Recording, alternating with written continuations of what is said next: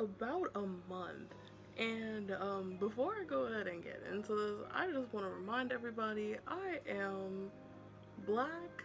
So between what's been going on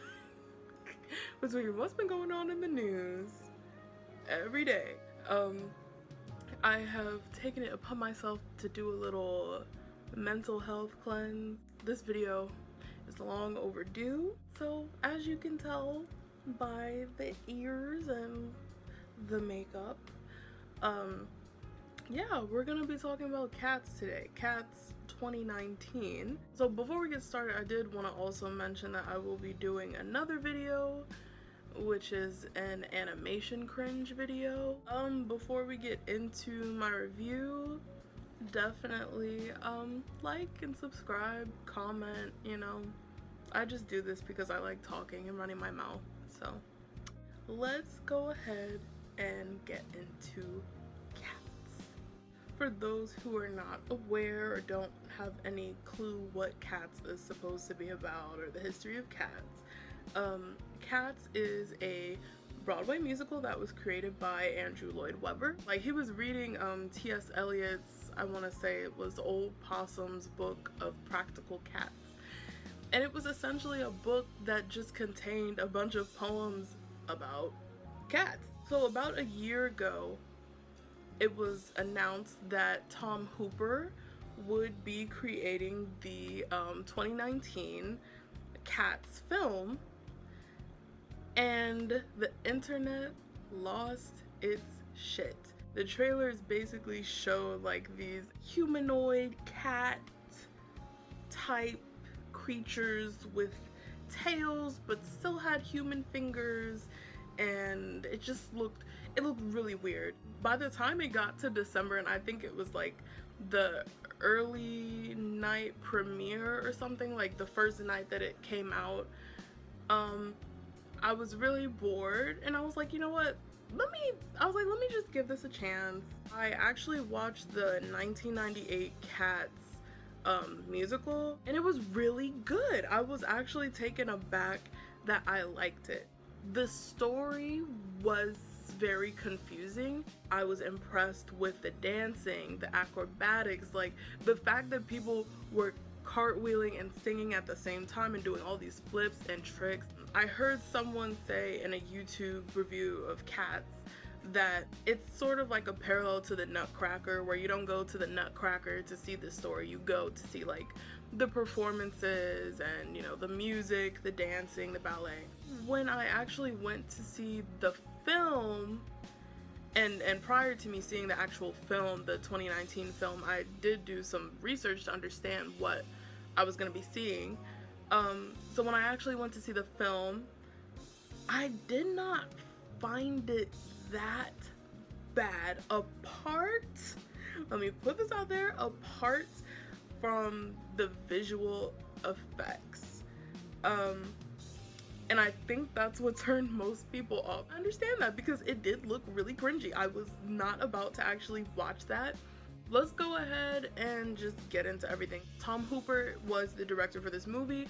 The budget for this film was $95 million. The film itself only made $73 million back, which means it must have been pretty bad to not even cut even with the budget that it was given. I heard that this particular studio, or not studio, I think Hooper was given the option to either choose Wicked or Cats, and he chose Cats. Now, in retrospect, I know that he is like so angry because Cats did not do well, and I don't think it's solely because of the visual effects.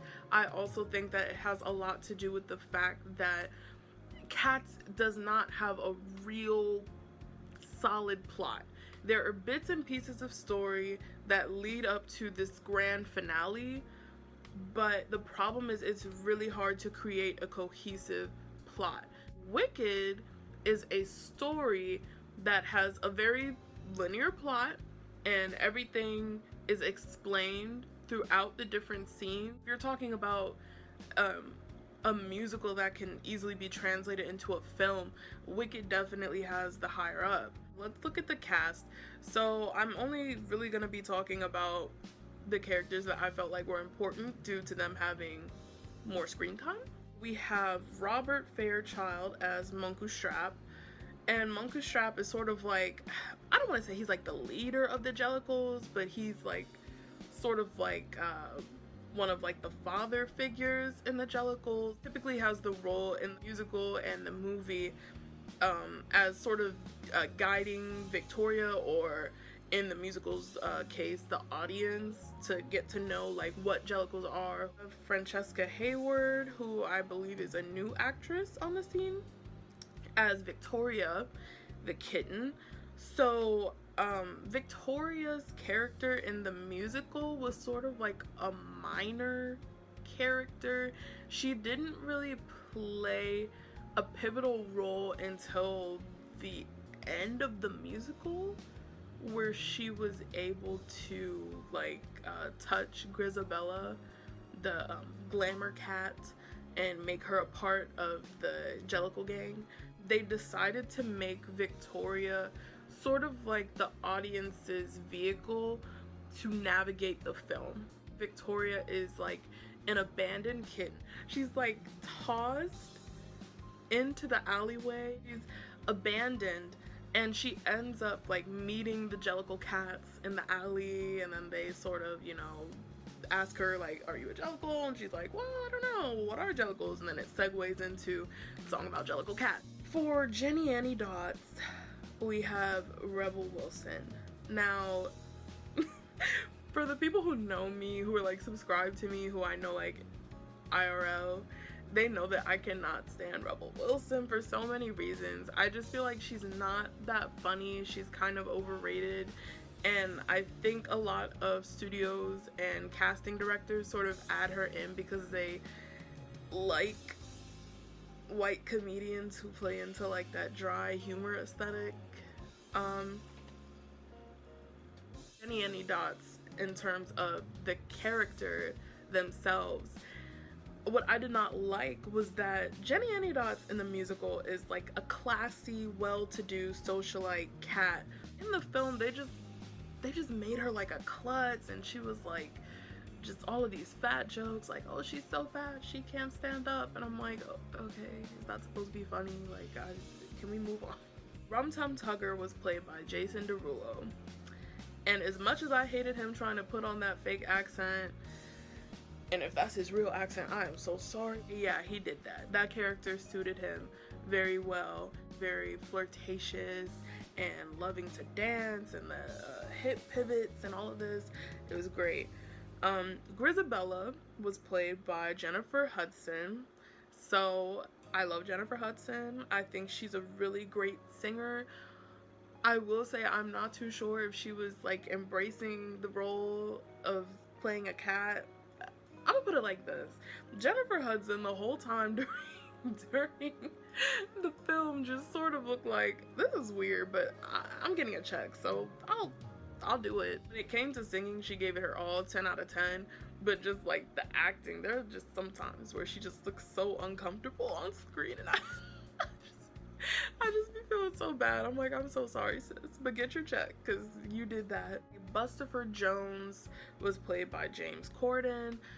This is another comedian slash actor who's sort of like thrown into films because people just find him funny, I guess.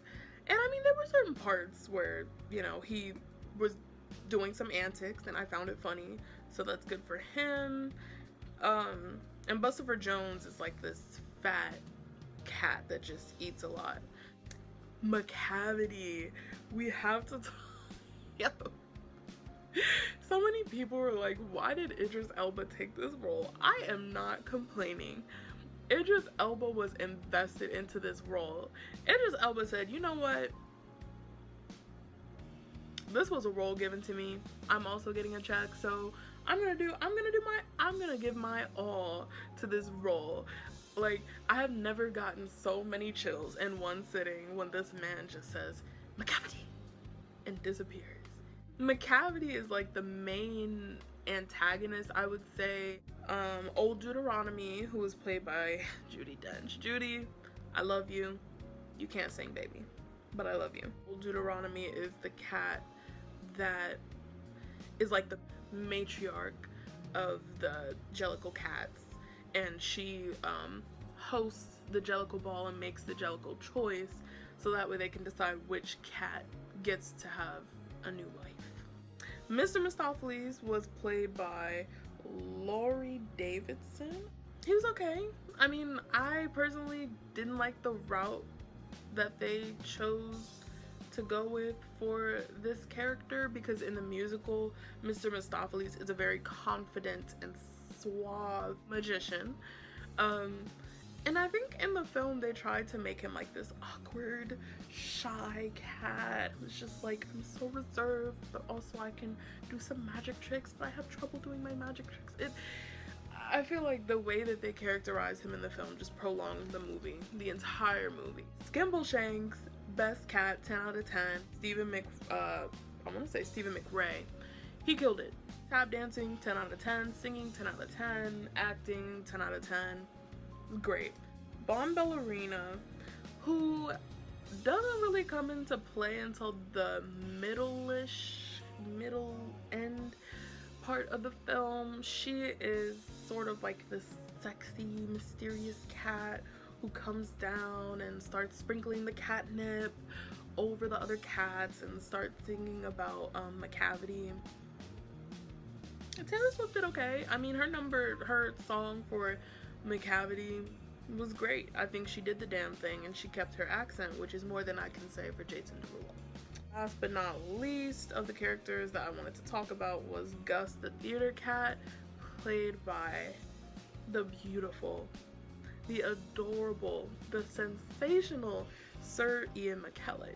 I think it was a very smart decision to have Sir Ian McKellen play Gus the theater cat, because Gus the theater cat is he's an elderly cat, and he sort of recounts the tales of what he used to do in the theater and like the scary characters that he would play. He does like the boomer thing and talks about like, oh, these young cats, they don't know all the tricks that we used to do in the theater, and it's so sad. But like the way that he plays it, like his voice, I don't know if it was intentional or not, but his voice was like so shaky, so like when you're singing you just sort of want to cry and be like, come here granddad, I'm so sorry. Cats is essentially a film that introduces us to a group of cats called the Jellicle Cats through the lens of Victoria, the abandoned kitten. So throughout the film, different cats sing about themselves and introduce themselves and tell the other cats about themselves, why they are running in order to receive the Jellicle choice and to get a new life. Among the contestants of the people who are aiming to get the Jellicle choice, we have the Jenny Annie Dots, we have the Rum Tum Tugger, we have Bustopher Jones, we have Macavity, and we also have Skimbleshanks, I want to say, because he did his thing. And we had Grisabella. She basically just sang a song, Memory, which is, I should mention, like the most well-known / famous song from Cats the musical. The cats are like, you know what?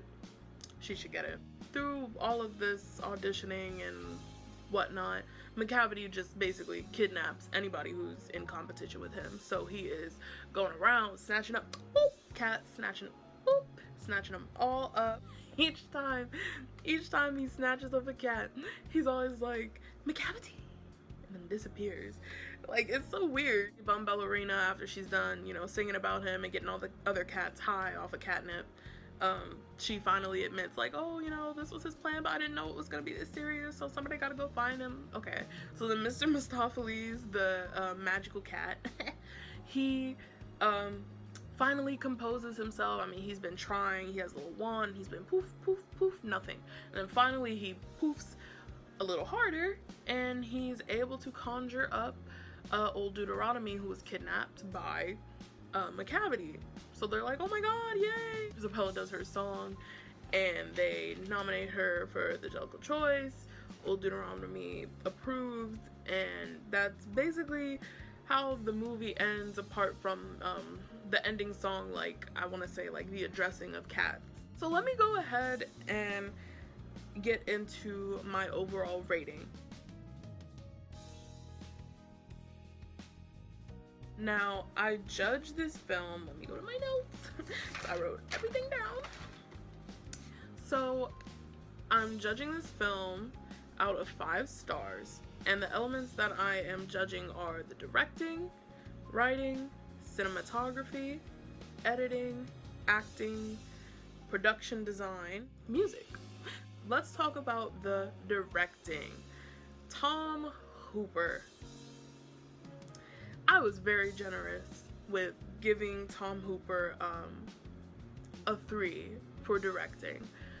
And the reason why is because really, what could he do? I think the odds were already stacked against him because he chose one of the more difficult musicals to put into an actual film. I feel like he worked with the cast as best as he could. There were just certain portions where I was just like, you couldn't have told this person to like, you couldn't have told this person to act more like a cat, and you know what I'm saying, like, oh. The directing, I gave a 3. Writing had to be a 2. The writing was pretty damn bad. Too many puns. And that's the thing, like, I know in my notes I have written like cat puns, dialogue is cringy, dialogue is weird. I understand that they were probably trying to make this movie attractive to children. And I get that. But as a grown-ass adult, I don't want to sit there and keep hearing all these cat got your tongue. Oh, the cat's out of the bag now. I don't want to hear that. And to be honest, if we're keeping it buck, the original musical had very little dialogue. So when you write a film based on a musical that has little to no dialogue, I think this is what you end up with. Do better. Cinematography was a 2. My head hurt watching this. There were some jerky camera shots, like it was some stuff where it was just like, and I'm like, okay. And then in certain scenes, especially like the fight scenes where they're on the raft or whatever, during the fight scene where they're trying to get off of that, it's like they keep turning the cameras from this cat to the other cat, and this guy, and another cat, and they go back to the ball, and then sometimes they come back. And I'm just like, these transitions are not smooth. These are not good angles. These are really bad, and my head should not be hurting as much as when I go on a roller coaster that's made out of wood and it gets that feeling in the back where it's just like your head is vibrating because it hurts so much. Cinematography was bad. It's a 2. Editing was also bad. It's also a 2. And if you saw this movie, I really don't have to elaborate. The visual effects were shit. We all know that. That's why most of us went to go see it, because we wanted to see like how bad it was. The visual effects were awful, horrible. I cannot stress this enough. And what's interesting is when I was watching for Harriet's review of Cats, she had mentioned that they actually rushed the deadline for this movie to be made. So they made this movie in like 6 months instead of taking like maybe a year perhaps to do the film. They use this technique, and for those of you who have been following my channel, you know that I have my own prejudices against CGI. I do not really like CGI outside of superhero movies.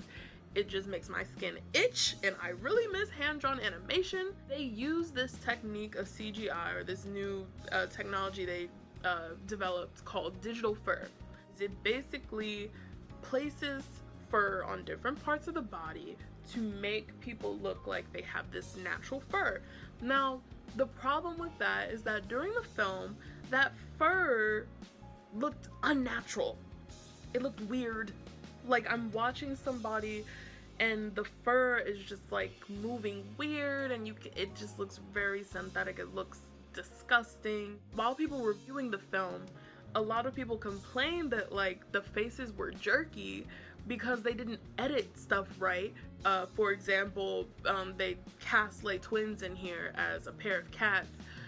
When you have people like Lay Twins who know how to do all of this contortionist dance, movement and expression, when you have them dancing fluid like that and the faces are choppy like that, it hurts people's eyes.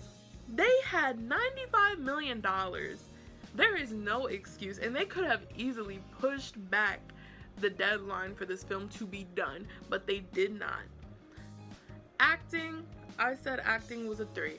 People who were in their character: Sir Ian McKellen, Idris Elba,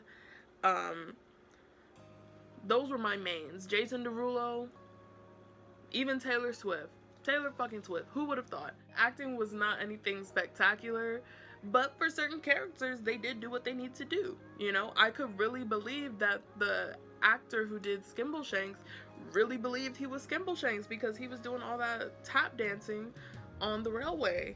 So acting was a 3. Production design, I gave this a 5.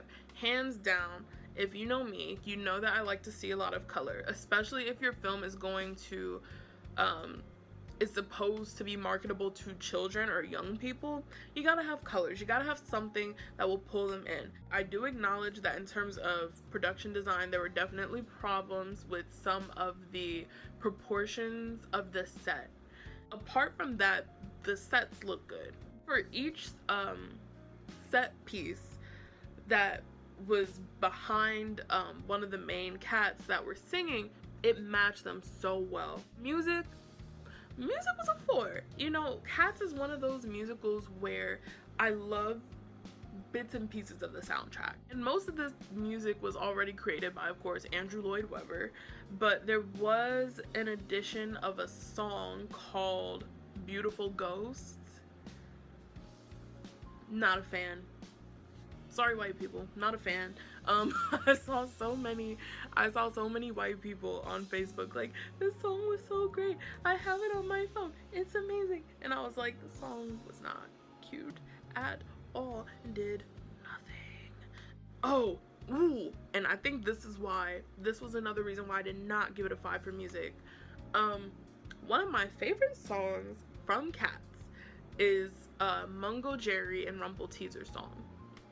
Now, in the musical, this was like the first song that caught my attention. And one thing I will say about Andrew Lloyd Webber, he has this beautiful way of writing music that suits each character perfectly.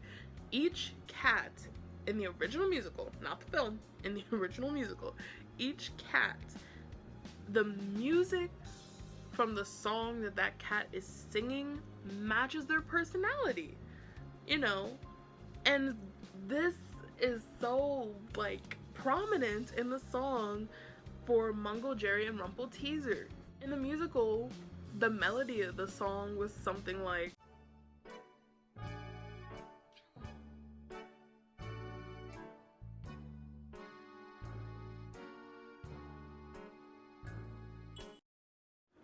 which sort of plays on the mischievous, troublesome feeling. They're thieves, they're burglars, they're cat burglars, they knock stuff down, but they always have like this adorable look on their face. And the film ruined it. The film ruined that song. Go Jerry And Rumple Teaser. we're a notorious couple of cats. Let's knock about clowns, Quick change comedians. tightrope walkers. And acrobats. It was horrible. They turned it into this one note, one pitch, one key song, and it was just like, this song would put me to sleep. So when it comes to costuming, and we're watching the Cats movie, we already have an understanding that even though these are human beings playing cats, we know that they are cats, or we see that they are trying to be cats, and these cats have that weird ass digital fur.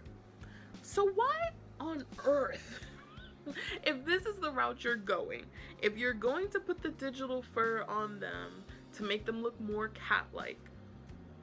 Why on earth would you give some of your cat characters a coat of fur and then have them take or no, I think it was for Rebel Wilson's character, it was actually, she had her regular fur on top, then she unzipped it, and then underneath she had like this pink halter top and pink tutu, and I was like, what are you unzipping your skin? Jennifer Hudson's character Grisabella was missing fur from her paw. Her paw looked like mine. Oh yeah, don't tell people to sing in a musical movie. Victoria told Grisabella to sing about herself. Unless your musical is a satire or some type of comedy, at which point do you tell someone to sing a song about their struggle? It was weird.